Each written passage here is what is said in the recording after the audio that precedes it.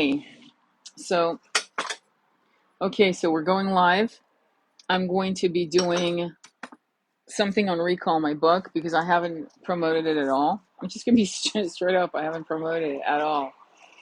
And I'm always worried about what to read from the book because it's a pretty heavy book. Uh, and in other words, everything in the book is pretty intense. So I think what I'm going to do, sorry about the noise. I'll be happy when I'm at the farm because it'll be quite something. I'll be quiet. But I'm waiting for people to join. But I'm going to read you excerpts of the book.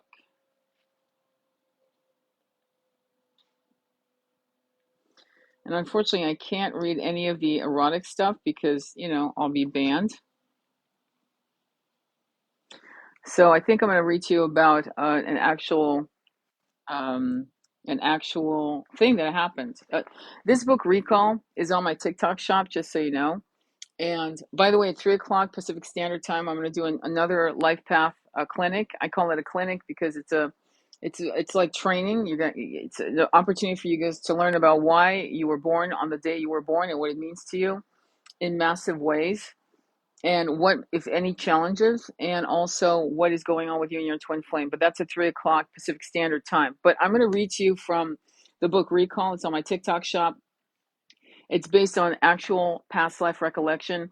The reason I'm going to start promoting it more, and I'm going to be straight up, because I've had the book out for a while, but I haven't really done my due diligence. But I've had people come back to me, clients who have bought the book, read the book, love the book. But most importantly, that wasn't the part. It was the fact that it initiated a recollection of their own past life downloads. And this has been told to me for years because the book was originally published back in 2014 by a small press that got defunct by and I decided to reissue the book last year. Wonderful reviews on Goodreads. It's actually there, but I haven't done anything to promote it. But here's why now I'm going to start promoting it, because I've had people call me and text me and say, I actually, in reading your book, started remembering my own past lives. And that's big. And then I thought, now I know why. I actually know why it's doing this to people who read it. It's not the great American novel. It's a chick book. It's erotic, it's romantic, it's based on an actual past life recollection, but it's the way I formatted the book. Each chapter goes back and forth. One chapter goes to Mesopotamia 3,500 years ago, and then it goes back to 1997, and each chapter goes back and forth and back and forth and back and forth. And I'm thinking that maybe it's actually hitting people's brains in such a way that it's unlocking maybe some calcifications, and suddenly their own past life recollection is pouring in. So I'm going to read to you an excerpt, and it's called the chapter is October 11th, 1997. And it's about this actually happened. Most of the book is actually verbatim, straight up with you. There's some creative license here and there because I had to flesh out certain things, but this might interest you because this is actually one of the reasons why I became a hypnotherapist, past life regressionist. But let me read to you from his experience. So by 3 o'clock sharp, Ted stood on my doorstep. Daniel knew he was coming and made himself scarce by leaving our little apartment, claiming business across town. Alone with me and feeling safe and unjudged, Ted melted upon the pink futon. I asked if he wanted wine or brandy. Opting for the brandy, I handed him a generous glass. He nestled it with the palms of his hands, leaning his elbows upon his knee. Take your time. Or maybe you don't want to talk about this, I shrugged, my eyes wide and questioning his feelings and his needs. He took a deep swig of the brandy. He seemed out of his body. I sat opposite him. I watched him gather his thoughts. It was really a strange experience, he paused. It's like what you said, that I was completely in control, but then something opened up and images came like a movie reel. He took a deep breath, and what he experienced began to unravel out of his mouth. It was amazing. I didn't know what to expect. You're right, by the way. He looked at me, a shy smile crossing his face. She made me feel safe. I was a child in bed. It must have been during the Middle Ages. I was an aristocrat. My father had died, and I was to inherit. I was murdered. A pillow was placed over my face while I slept, and I was stifled to death. Oh my God, I cried, a hand to my mouth. Apparently, it turns out it was my uncle who killed me. If I died, he would be next to inherit. Wow, that would explain the pillow issues, I mumbled. Yeah, he said, nodding, as if in another world. So Lucy gave me an exercise and asked me what I would tell my uncle if he faced me. I remembered this exercise. It was a way to create closure. It was about talking it out to the person who hurt you in this life or in a past life and facing them. It was about forgiveness. And most importantly, it was about moving on. I nodded for him to go on. So I faced my uncle and told him that I was a child, just a little boy who was afraid, and that he had terrified me until I could not sleep on my pillows anymore. He paused, taking a sip of the brandy, and swirled in his mouth. Lucy asked me to ask him why he did it. So I asked him, "Did you see him as he was then?" I leaned forward in my chair. I took a sip of white wine. I felt the coolness travel down my throat. My mouth filled with the taste of fermented grapes, peaches, and honey. Damn, this was a good entre-deux-mer. Yes, it was, shadowy. He was a tall man, and he seemed regretful, so I asked him, "Why did you kill me, and why?" He told me that he had no choice, that if I was not out of the way, he would never have inherited what was rightfully his. I felt his hand on my shoulder, and he asked me for my forgiveness, which I gave him. What happened next? Well, Lucy asked me if that was enough, and I realized that it was. She brought me back slowly, and when I opened my eyes, I felt as if a weight had been lifted off my chest. Well, we'll see if you can sleep better tonight. I've got to thank you. I just have this feeling that I'm going to sleep like a baby. His eyes were filled with gratitude and calm. If you feel that you will sleep well, then you will, I answered back. So, what are you doing with the rest of your day? I was glad I was a conduit in helping Ted, but my Saturday were the most part sacrosanct, and I wanted to spend them with Daniel. I don't know, Ted shook his head, bewildered by the whole experience. The thing you have to know about Ted is that he didn't believe in reincarnation, but he knew that there was something more out there that he couldn't explain. He was open-minded, a seeker who didn't trust but wanted to know. May I suggest something? I asked, placing my hand on his forearm. I saw a look of confusion cross his eyes. Jesus, does he think I'm coming on to him? I withdrew my touch. Go home and take a nap. These sorts of experiences are very draining and will kick the shit out of you if you're not careful. That sounds so good, he whispered, grazing his fingertips through his thinning hair.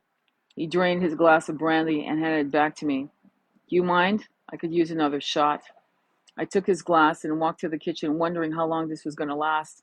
I poured him a stiff one. I was getting a major headache. I undid the top knot and hurriedly twisted, and my hair fell like a tangled mass around my hips, and that's when I heard a sharp knock on the door. I handed Ted his brandy and opened the door. Eric was at the door. So, hypnotherapy is interesting because you actually don't need to believe in reincarnation. Um, but you have to believe that what you're seeing is real.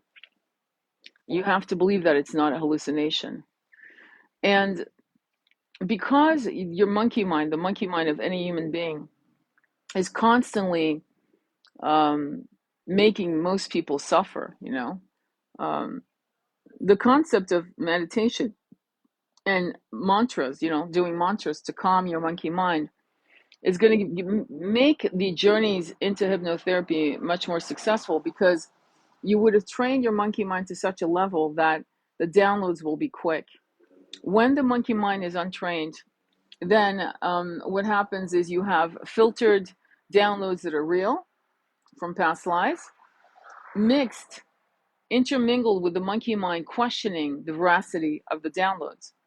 And this is like literally a battle of will. So when I tell my client when we go into hypnotherapy, right, we're getting ready for a session, is I tell them, listen, don't try to figure it out. Don't try to make sense of it. Don't try to analyze it, digest it, edit it, and then hand it to me. Hand it to me, cold. Hand it to me raw. Tell me what you see. Don't stop. Don't pause. Don't try to make sense of it. Don't use, your logical 3D brain. Do not do that. I want you to tell me exactly what you see as you're seeing it. And that is something that takes trust. You have to trust your hypnotherapist. You have to trust that they want the best for you. And I do, because I'm very interested as to what each and every one of you are going to discover, you know? Okay, so I'm going to read to you some more. And I'm going to see if I can find something that isn't so outrageously erotic that you might, we don't want to get banned here. Okay. Yeah, I think I'm going to edit this out. Unfortunately, I have to. But what chapter is this? Chapter 18, right? Chapter 18 is the lion devours the sun. The lion devours the sun. 2 full moons had marked the sky before Amma confirmed what I already knew. Creo's seed had been planted. I would bear his son. I felt it. As I had known that my firstborn was a girl, I knew. I begged Amma not to say a word. How foolish of me to ask, for Creo never spoke to her. I should have known what type of man Creo was, for he was aware of all that went on around him. I was deep in thought, taking my bath when he appeared. He waved the slaves away, and Amma stood her ground, but I nodded that she too was to leave. He pulled a short carved chair, which was strong enough to bear his weight, and he sat near the tub and watched me for a long time.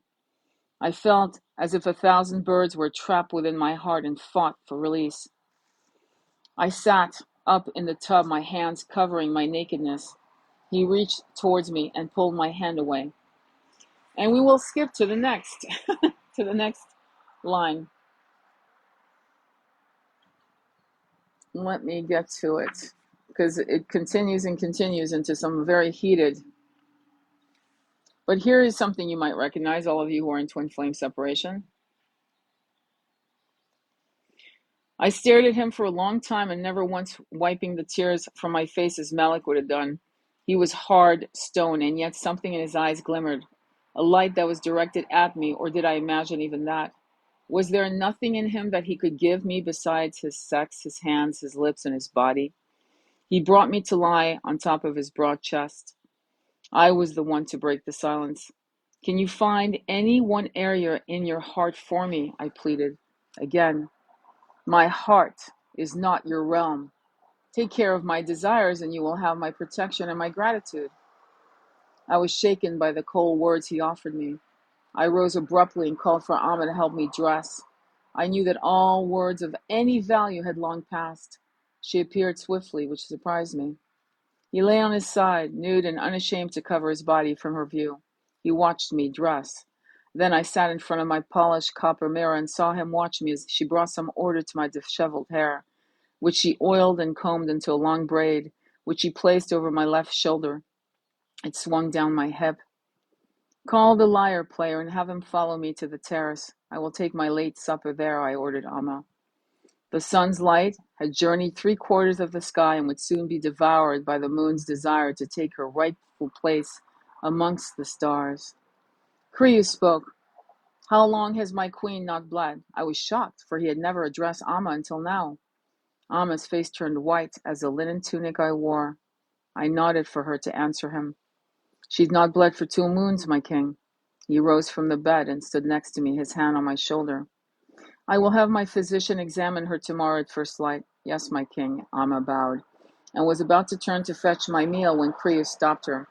I am not done. Amma turned, all flushed and trembling. I will have my meal with my queen.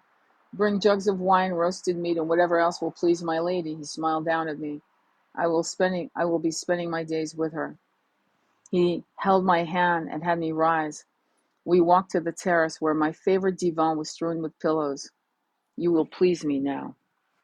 So I can't continue because it's a little more heated. But the aspect of intimacy with twin flames is quite infamous and famous, because through that aspect of the root chakra, is massive healing, massive earthquakes, calcifications, trauma from this life and past lives that are shaken free, and that you can't put words into this. You can't. There are no words to really express it except to write about it.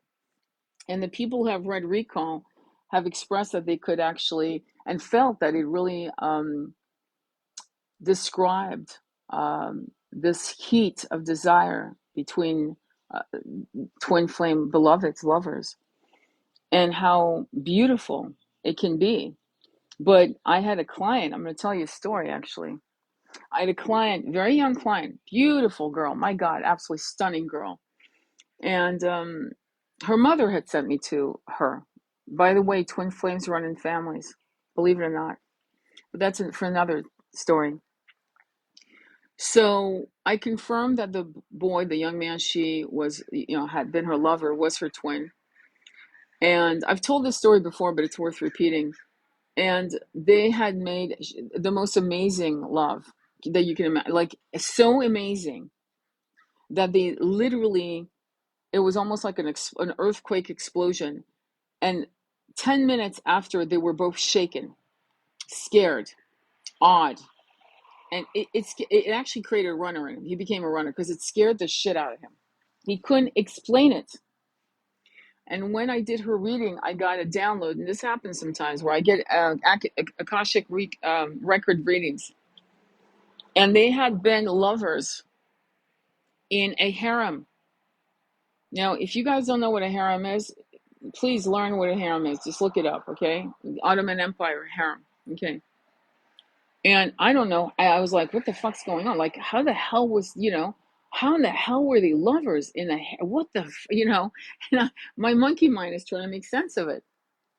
But they were lovers. And as they were making love, they were caught in the act, literally in the act. Very much like the movie Revenge with Anthony Quinn and Kevin Costner. Watch that movie, because that movie was the movie I told her to watch. I said, that's what happened. That kind of karma will follow you in the next life. It's fucked up. And I couldn't figure out. I said, I said, he was not a eunuch. He was not, what the hell, how? An hour later after reading, after we hung up, I called her back and I said, I have to tell you my download. He was a Janissarian. And in the Ottoman Empire, these were a special force unit of men. They were all European men, many, many, many. I don't know if you guys know the history of the harems in the Ottoman Empire and so forth, but they would pirate and capture Europeans and make them slaves. I don't know if you guys know that. And so many of these most beautiful women would become part of the harem, and the most powerful men would become part of the Janissaries. Okay, they were a special unit of soldiers, of combat soldiers, and they were the guards of the Khalifa or whatever. And so he was a Janissary, and she said, you won't believe this. Like, what? She said, when I was 13, I did a full report on the Ottoman Empire. Now this girl, this girl has blonde hair, blue eyes. And I went, whoa. And I said to her how they passed, how they were unalivened, since that's the word we have to use to be politically correct now, but I hate that word. They were punished. And her punishment was very fierce, and his punishment lasted days. Let's put it that way, before he was, no longer in his body. And so that would explain, okay, the frequency, somatic vibration of remembering that moment when they had sex, when they made love. It would be a somatic, holy fuck, not again, right? Scared as fuck, but not knowing why. So because we've had twin flames in many multiple incarnations on planet Earth and other planets, and there are planets where intimacy is a little different than you think.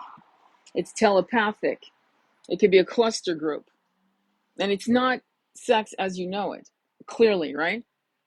But here, in this incredible planet that we live in, when we have been lovers or have been desired, we've desired our beloved, but we could not be in union with them. Look at the movie Braveheart. Look at these movies. Okay, because they all show an aspect of the twin flame journey. Damn near every single one. From the Matrix to Braveheart to the Thomas Crown affair. I kid you not. That's what I mean when I'm talking about shadow twins. Like shadow twins, Thomas Crown affair is a perfect example.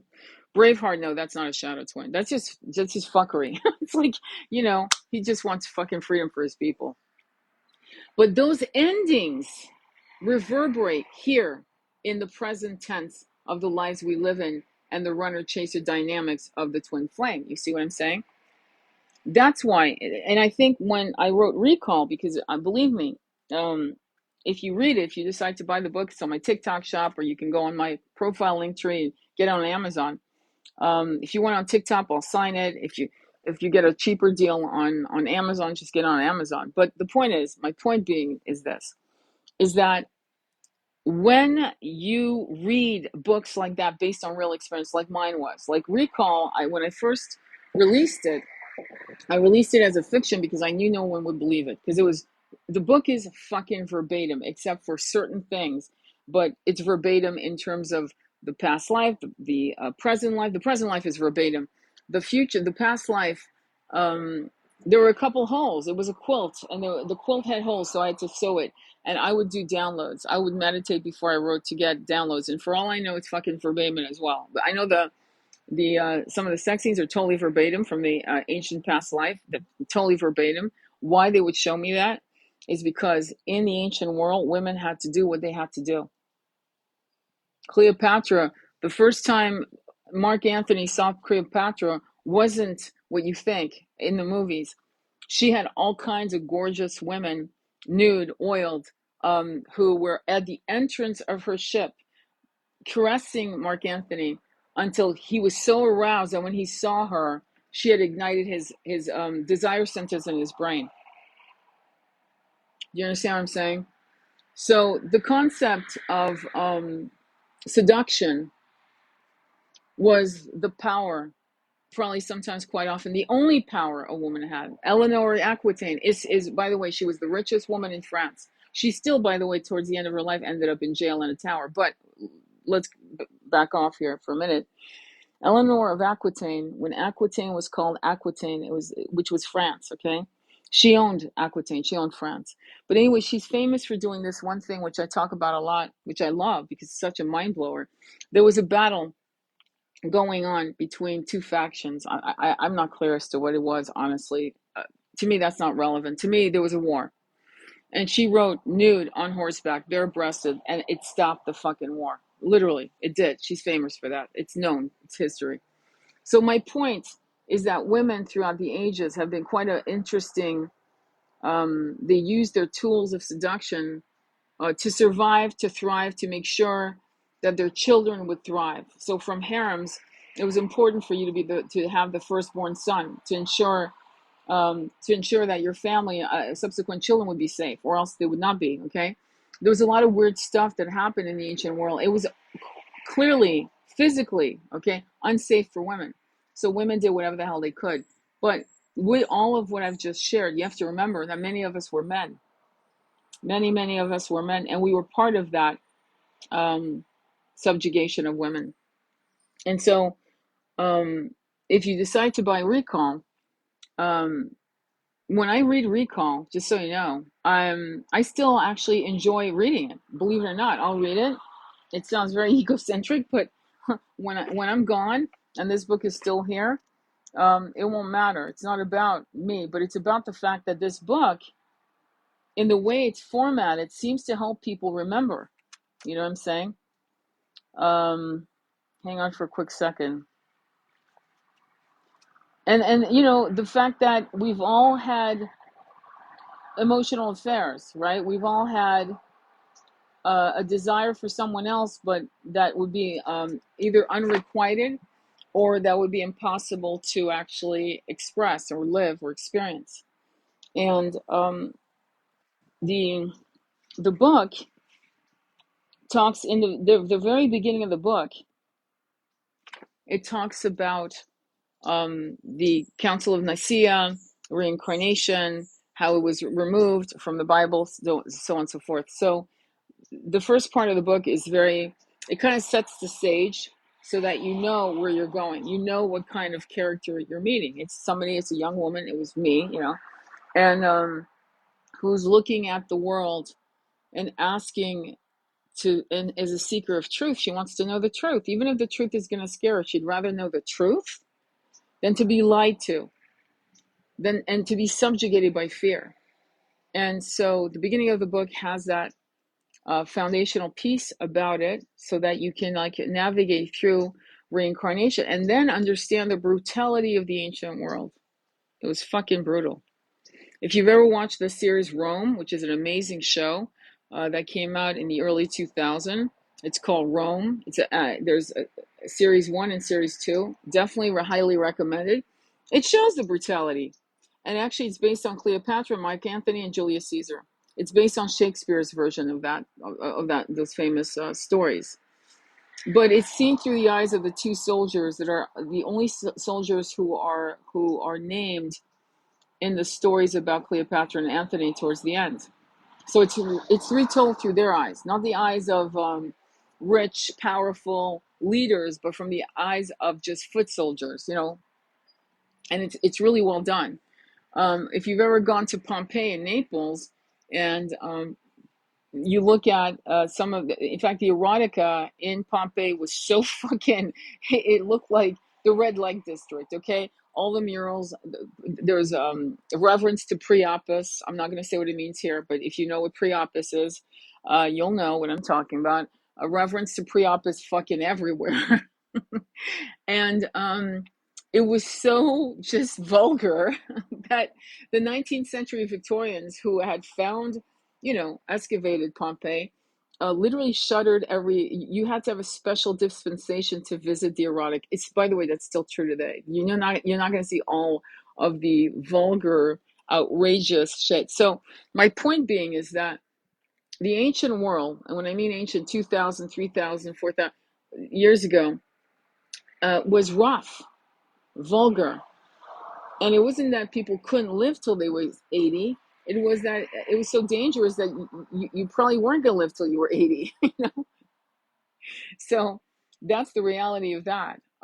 Ultimately, um, when you look at your past life through those kinds of understandings, through that kind of perception, you're not going to be so shocked when you're realizing that you're a chaser or a runner, and you're not going to be afraid to really do some excavation. That's where past lives hypnotherapy comes in.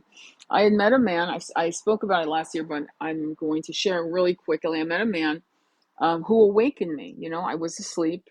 I was in a marriage that was coming to its last breath. And I had been asleep for a long time. I had to be, for many reasons, which I won't go into today. But a man came into my life, and we definitely have a very, very deep soul connection, not a twin flame, ignited my root chakra, the sexual desire, the creativity. And though we never held hands, we hung out, we had coffee, we talked. And as I started talking to him, I realized, holy shit, this is, he's not my match at all. Not at all, by a long shot. But I went into my hypnotherapist and said, look, I've met this person. I don't want to, cheat on my husband. I do not want to do X, Y, and Z. I don't want to do any of this shit. I just want to know, what the fuck is this? Because clearly there's some kind of reasoning behind it. And it turned out in 4 past lives, we had 3 suicides. And at that point, mic dropped for me, because I was like, oh yeah, fuck that. I'm out. And we parted as friends. We were always platonic, and we parted as friends. And I remember one day seeing him talking to a woman, and I said, and I got the download, he'll end up with her and he'll have children with her. And sure enough, that's exactly what happened. He ended up moving to another state, which was, again, the universe saying, yeah, you're done now. You're done. It's done. It's over. Meaning that I had learned my lesson. I had made a decision not to go for the okey doke, which any woman, a lot of women or men would have gone for the, yeah, let's be my lover, blah, blah, blah. No, I was like, no, let's find out what the fuck this is, because this is very intense. I haven't felt that way since I met my husband and my twin. What is this? And why do I feel both attraction and revulsion? I was getting green flag, red flag, green flag, red flag. It was not confusing to me. It was clearly a sign to do more research. And that's when I went to my hypnotherapist and said, you got to help me out. Now, here's the thing that was very interesting. Afterwards, 3 days later, I developed asthma. Because one of the unaliving scenes is where I took my own life through hanging. Okay, so I developed as I'm not kidding, psychosomatic. You if you want, sure, okay, whatever. But the point is, results were I couldn't get out of bed for 2 months. The integration. God bless my hypnotherapist. I love her. Okay, don't get me wrong, love her. But the integration was not done properly for that kind of massive downloads of 4 past lives with massive trauma. And so I've learned how to do that with people because of my own experience. And then I was able to finally fucking heal. It was amazing. And I was able to move on. And that's when a year after, I think a year and a half later, I connected with my twin. But there had been unfinished business with this man. So sexual desire isn't always about let's do it, let's roll in the hay. No, sometimes it's wait, hang on. Why? Why now? Why him or her? Why now? What's going on? What unfinished business is there? Ask the right questions, because had I become his lover, because believe me, he was chasing, okay? And I was interested, let me just say. But had I gone for the okey doke, I would have perpetuated myself back into the hamster wheel of the karmic shit show that we had already experienced before. Okay? I would have gone back into that cycle in this incarnation, and instead I stepped away and said no. Okay? So it's important that you just don't go for what you feel. Yeah, of course it's good to feel alive. And so yeah. So there are men, for you women out there. I don't know if I have any men on this live, but whatever. Oh yeah, here's Jerome. Okay. He might stay, he might not. Where you meet someone that blows your mind, but there's a red flag flying there, and you fucking know it is. You know it is, but you're not. You want to ignore it because the desire for nectar is much more important to a person than to say, "Wait, hang on, what's that red flag? What is that red flag?" And hypnotherapy can help you find that reasoning. Anyway, I gotta go because I had a reading I gotta do for a client in about 10 minutes. But tonight, not tonight, but for me, 3 o'clock Pacific Standard Time, 4 o'clock Standard Central, excuse me, not Standard, Central, and 6 o'clock. Hang on, 3 o'clock California time. Let me see. Yes, 5 o'clock Central Mountain, I guess. And East Coast is going to be 6 o'clock. I'm going to do what I call a life path clinic. And what that means is we're going to, you guys, if you want to join, I'll do your life path reading. It is not, the numbers 7, 8, 9, 1 don't mean shit until you have the double digits. That's where the nectar is. That's also where the shadows are. That's where you learn what's happening, why you chose this incarnation, why you were born on that day and not another day. Okay. There's no accident. I don't care if it's a C-section. There's no accident. Okay.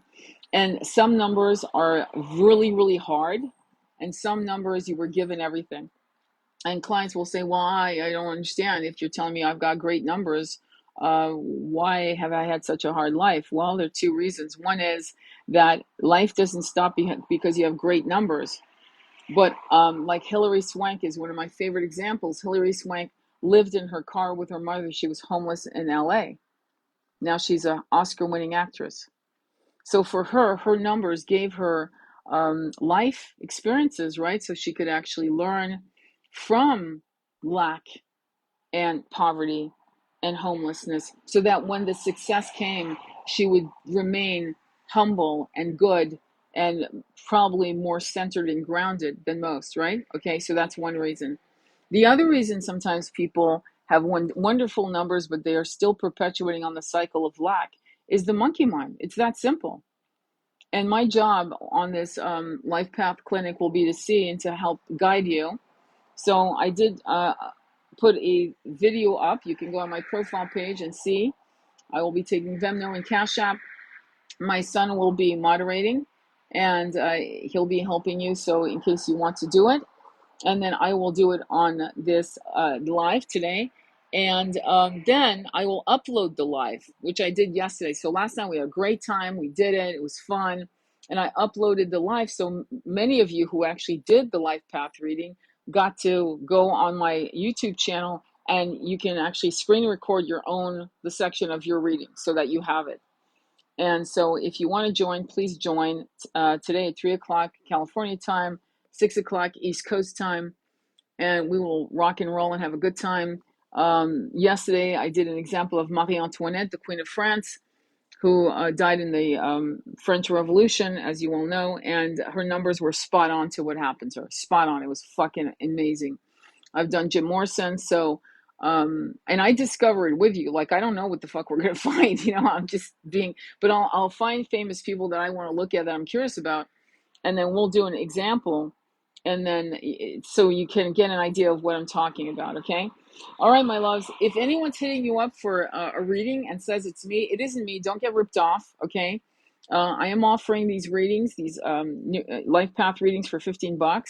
And if you want to add your twin, it's an extra $4. So that's $19 for two, which is a lot, actually more cost effective than the last time, because the last time I was offering it for six and then six, $8 per, excuse me, $8 per person, which is 16. But I'm going to spend a lot more time because I'm going to actually talk about it for about 10 to 15 minutes. You get like a 15-minute reading for like $19 if you decide to do your twin. If you decide to do you, it's about 15 minutes, because I want to give you as much information as possible. And I don't like yes, no questions, though I know there's validity to it. There are a lot of wonderful people that do it, but it's not my thing. But I know I can't fuck you up and throw you on the wrong track with your numbers. Like no one can fuck that up. Actually, people can't fuck that up. But the way I read it, I use Kabbalah numerology, so you know. And I also weave it in with tarot, because Kabbalah numerology and tarot are very similar. Okay, very, very similar. I'll give you an example. 19 is in tarot is the sun. 19 is 10. 10 is the wheel of fortune. That goes down to 1. 1 is the sun. In Kabbalah numerology, what's another example? 16 is verbatim. 16 in Kabbalah numerology is the tower. In whatchamacallit, in tarot, it's the tower. 16. 16 is a shit show. 16 is a tough number. But there's always a silver lining. Trust me on that one. So if you want to join at 3 o'clock today, I will be there doing my thing. We'll have fun. And I really, if I see people whose numbers are connecting with other people, like other of you in the group on this live, don't be shy. I'm going to ask you guys to connect with each other so that you guys can connect and find out if you aren't star seeds who are meant to meet through my lives. I'm really, really big on connecting people together, because I know how lonely it is to be a twin flame in separation and to be a star seed in something. So if you want to do this, join me at 3 o'clock. It's $15. I will do it until Sunday. I will do it till Sunday. And I will start doing this again and again. I think also afterwards, after we finish our numerology, I'll do an oracle reading for the collective feminine, and then one for the collective feminine, I believe, and one for the collective masculine. Okay, so that we can get an idea of the energy surrounding both the feminine and masculine right now. I know that the masculine is getting their asses kicked. Okay, on the side note.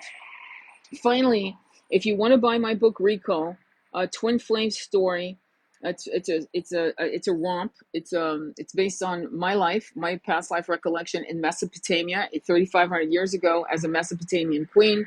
Many of us have been king, queens, and many of us have been paupers and foot soldiers and milkmaids. I mean, we've gone to the heights of power and the heights of being, no offense, the lowest level in the structure of, hierarchies and lowerarchies.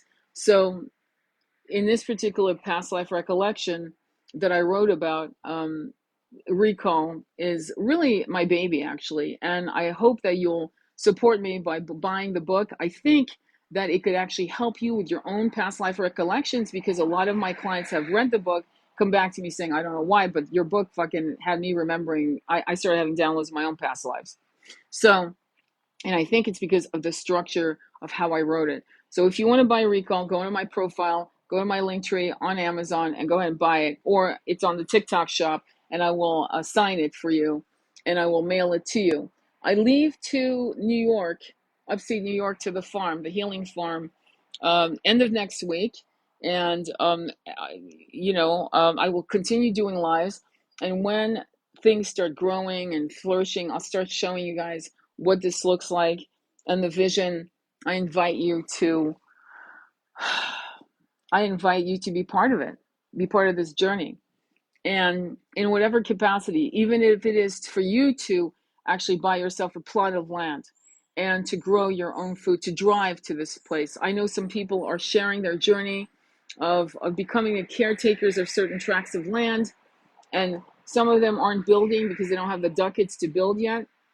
They're just planting their vegetables and so forth, and they are the gardeners, God's gardeners of this beautiful planet. So there's so much that we can do little by little, and we can inspire each other to rise and rise and rise, and to come into our own leadership. I just came off a beautiful, surprisingly beautiful talk with a gentleman who I won't, who's a relative, but I won't talk about him right now, who who's related to me and who was being interviewed about leadership. And one of the things that he said that really struck me as massive truth is that the sad part is most of the great leaders don't feel like they're ready. Pause.